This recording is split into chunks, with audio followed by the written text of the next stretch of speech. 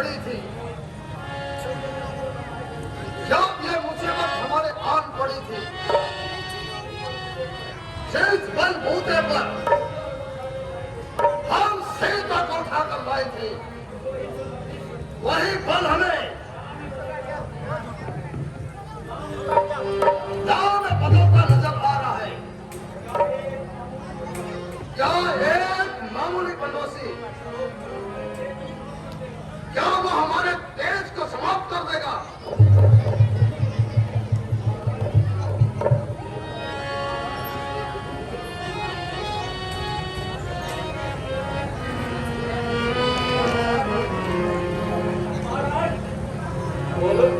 महाराज, आप क्या सोच रहे हैं और कैसी कैसी बातें कर रहे हैं? महामंत्री, हम सोच रहे हैं कि उन वनवासियों का एक मामूली सा दूत लंका चला कर चला गया और आप सब आपकी आंखों में धूल झोंकर चला गया, परंतु आपको कुछ भी ना बिगाड़ सके। महाराज, आप तो खामखा चिंता कर रहे हैं।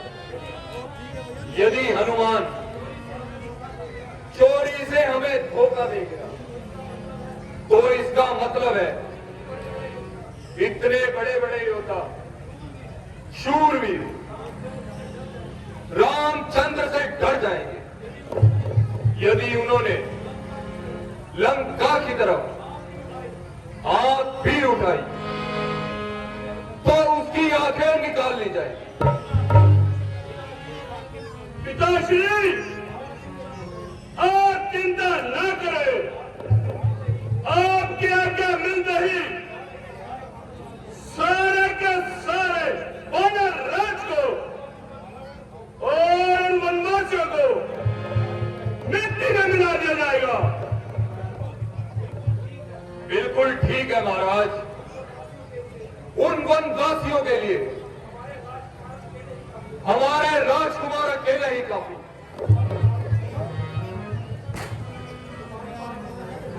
हमारी बहादुर सेना से टकराना कोई बच्चों का खेल नहीं।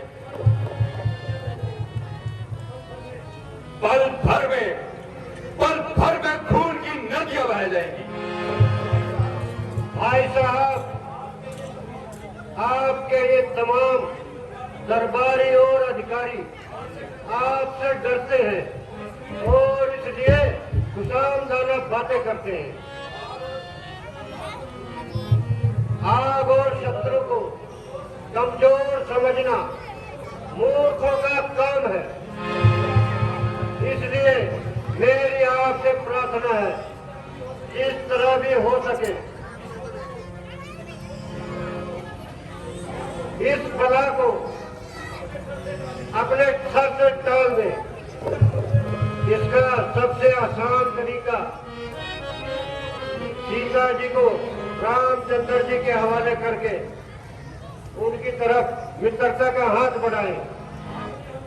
आपने हनुमान को अपनी आंखों से देखा है और इससे आप शत्रु की ताकत का अंदाजा लगा चुके हैं। जो लोग आपको युद्ध करने की सलाह देते हैं वो आपको गलत रास्ते पर डाल रहे हैं। कल को ये ही लोग मैदान जंग से भागते नजर आएंगे। चाचा श्री, बस खामोश हो जाइए। यदि रामचंद्र से आप इतने डरते हैं तो कहीं दूर जाकर छिप जाइए, खानदान पर जाए, कितनी भी तबाही आ जाए, परंतु ऐसी जगह छिपना जहां आपकी जान बच जाए। अफसोस, आप जैसे बेगैरत और बुज़दिल ना हमारे खानदान में पैदा होते और ना ही आज हम अपनी किस्मत को रोते। बहन की नाक कट जाए और भाई को गिर जाए, शर्म शर्म शर्म। जाइए जाइए, किसी जगह पर मुंह छुपाकर सो जाइए। ना समझ और गुस्ताख लड़के, जो तो इस कदर जुबान चला रहा है,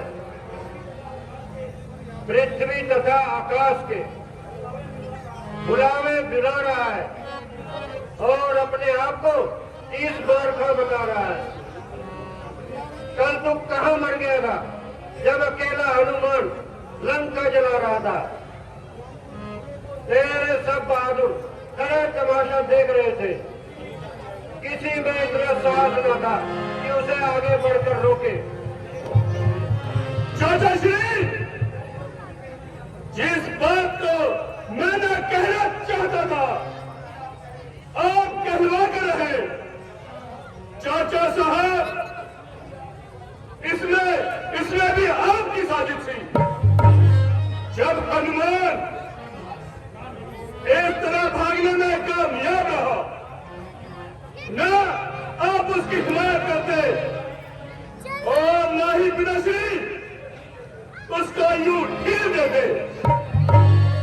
जब से हनुमान लंका जलाकर गया है, आपका तो नसीब ही जा गया है। मेरा दावा है कि हमारे साथ आपकी हमदर्दी केवल एक लोट दिखा हुआ है,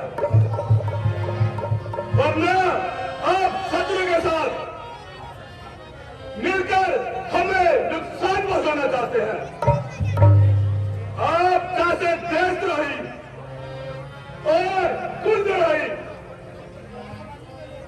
पर किसी प्रकार का विश्वास करना बहुत बड़ी गलती है। अफसोस है हमें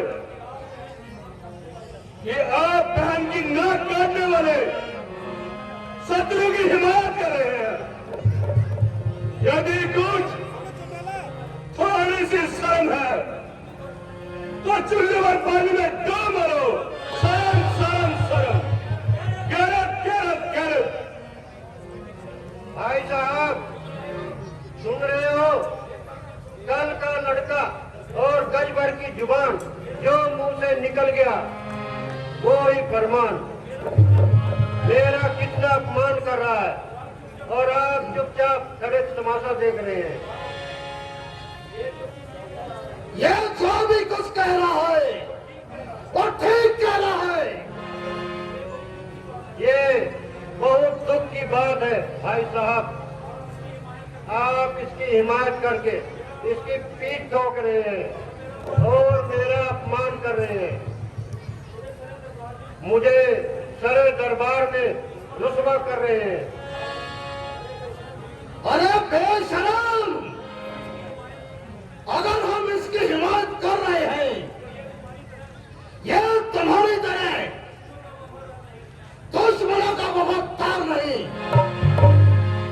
और तुम्हारी तरह अपनी कौम का गद्दार नहीं। हम ये अच्छी तरह से जानते हैं कि दो शत्रु के साथ मिला हुआ है, इसलिए हमारी हर एक बात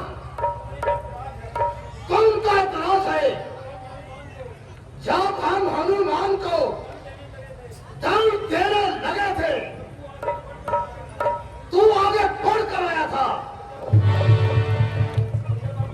और जब हमने उसे खत्म करना चाहा तो बीच में पड़ गया। और अब यदि एकदम मेघनाथ ने उनके खिलाफ जंग की सलाह दी है, तू उसके संग चढ़ गया। जब कोई उनके खिलाफ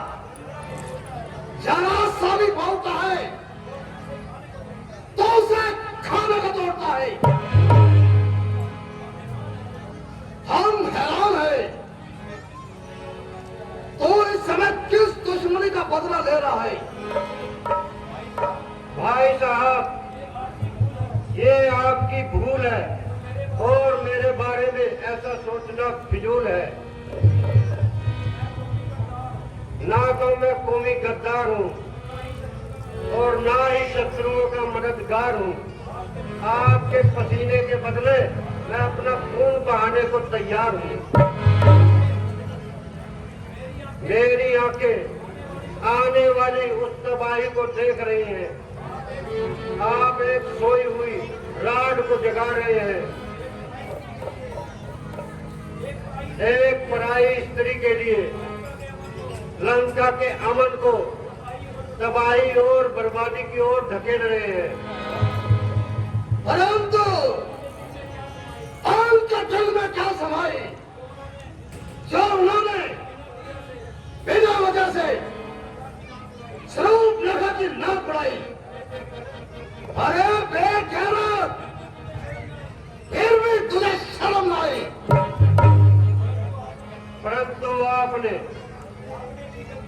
आपने भी कभी ऐसा सोचा है कि स्वरूप नखा उन वनवासियों के पास क्या लेने गई थी?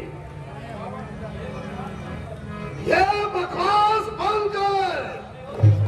अरे बेशरम, निर्लज, अब तुम अपनी बहन पर भी इल्जाम लगाना चाहते हो। यदि शर्म है तो आंखें नीची करके बैठे रहो। परीक्षण जरा कान खोल कर सुन। आज सारा दरबार तुझसे नाराज है। चारों तरफ से तेरे लिए लानत और गैरत की बौछार है। हमारा एक एक बहादुर मरने मारने को तैयार है। सिर्फ एक तेरी तरफ से इनकार है। इससे जाहिर होता है तो शत्रु का वफादार है और देश का सबसे बड़ा गद्दार है और तेरे जीवन पर धिक्कार है। जैसे आप हैं वैसे ही आपके ये खुशामदी कट्टू जो इस वक्त आपकी हाँ में हाँ मिला रहे हैं और आपको तबाही के रास्ते पर चला रहे हैं और अमृत के धोखे में जहर पिला रहे हैं। वक्त पड़ने पर यह बुज़दिल मैदान जंग से भागते नजर आएंगे और अपने मुख से ये ही कहेंगे कि रावण की गलती थी। इसलिए आप इनकी बातों में ना आइए और अपने गुरूर को छोड़कर इस मामले पर गौर फरमाइए। खामोश! अरे भागे और गुस्ताख, तो इसी वक्त अभी यहां से निकल जाओ वरना तेरी गर्दन काट दी जाएगी। तेरी भलाई इसी में है। हमें अपनी मनोज शक्ल मत दिखा। भाई साहब, मुझे अफसोस है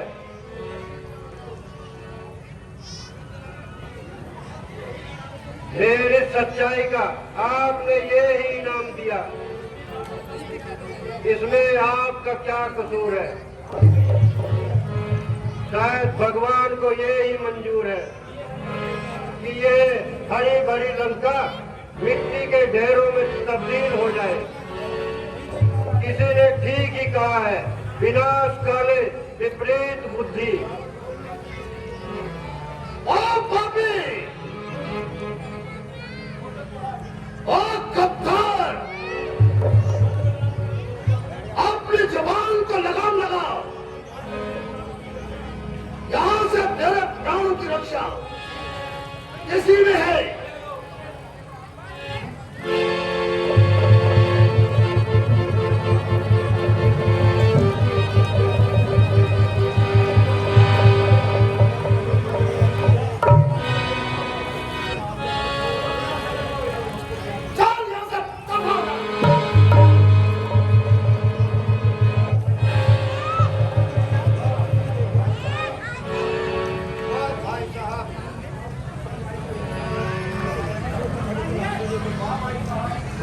भाई साहब, मेरी अच्छाई का क्या खूब सिला दिया है। फिर भी मैं एक बात जरूर कहना चाहता हूँ, एक समय ऐसा आएगा कि आपको ये विभीषण की बातें याद आएंगी। अच्छा भाई साहब, मेरा आखिरी प्रणाम स्वीकार करें।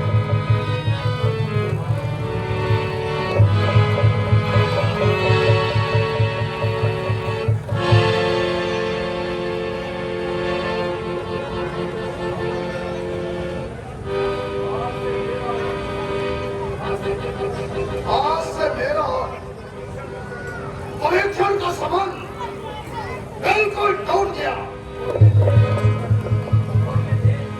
और यह देश उससे हमेशा हमेशा के लिए टूट गया। जहां तक मेरा अंदाजा है, ये रामचंद्र के पास जाएगा और हमें नुकसान पहुंचाएगा। सचमुच हम थोड़ी सी गलती खा गए। हम बहुत जल्दी से तेजी में आ गए।